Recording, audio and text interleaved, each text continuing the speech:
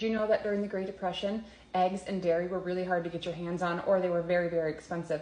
So somebody had the brilliant idea of using a pantry staple that was readily available as a replacement for those things to make this beautiful chocolate cake. Do you know what that pantry staple was? Mayonnaise. Grab your apron and let's get to baking. We're gonna start our chocolate cake by blooming some cocoa. I have 3/4 cup of cocoa. Dutch process is best. If you don't have any, regular is fine. 1.5 cups of warm coffee.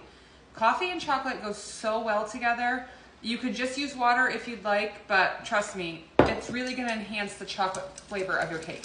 So we're just going to whisk the cocoa and the coffee together, set that aside just to bloom for about, I don't know, just a few minutes, 3 or 4 minutes. In my bowl here, I have 2 cups of all-purpose flour, 1.5 teaspoons of baking soda, and a teaspoon of baking powder.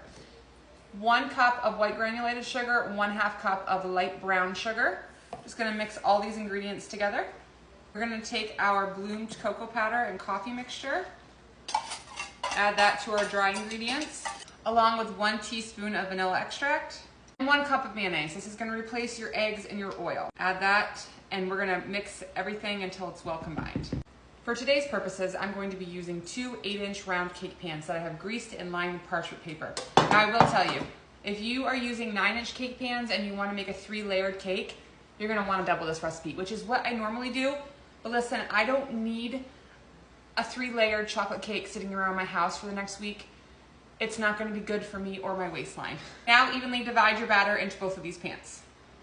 These are going to bake in a 350-degree preheated oven for about 30 to 33 minutes. If you are doubling this recipe and you're using 3 pans, batter's going to be a little bit more. You're going to want to up the cooking time a little bit. I'll be back when these are all finished. 30 minutes in the oven. I let them cool for about, I don't know, 10 minutes in my pan. We're going to flip them out and just place them on a cooling rack to completely cool. We're making a chocolate ganache frosting for our chocolate cake today. 2 cups of heavy cream.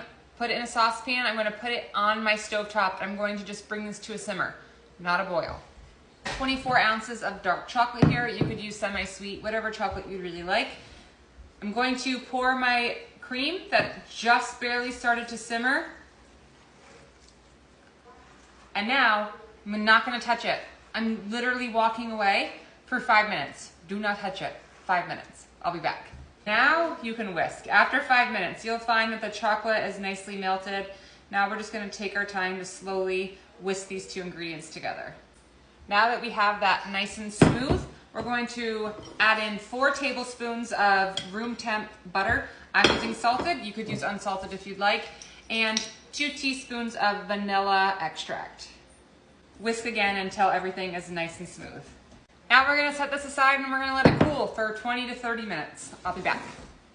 It's finally time to assemble our chocolate cake. Now normally with a chocolate cake recipe, I would definitely cut the tops off of my cake and drench in a simple syrup. But I'm telling you, with this mayonnaise cake recipe, you do not need to. So, I am going to first, I mean look at it, look how beautiful this is. First layer on the bottom. Now I am no cake decorator or froster, so I'm probably gonna do most of this off the camera. Gonna add a bunch of my frosting, the first layer, spread it out. You know the drill from here, guys. I'll be back when I have this all frosted. One more step that I like to do, I like to place this in my refrigerator for about 15 minutes just to help the ganache really set up. I promise this is the last break. I'll be right back. The time has come. It has actually come. Let's get a slice of this beautiful chocolate cake. Yeah, it's that good. It needs no words. I mean, come on. It could have stood a few more minutes in the refrigerator just to firm up a little bit more, but now I'm gonna Bruce bog trotter my way through this entire chocolate cake.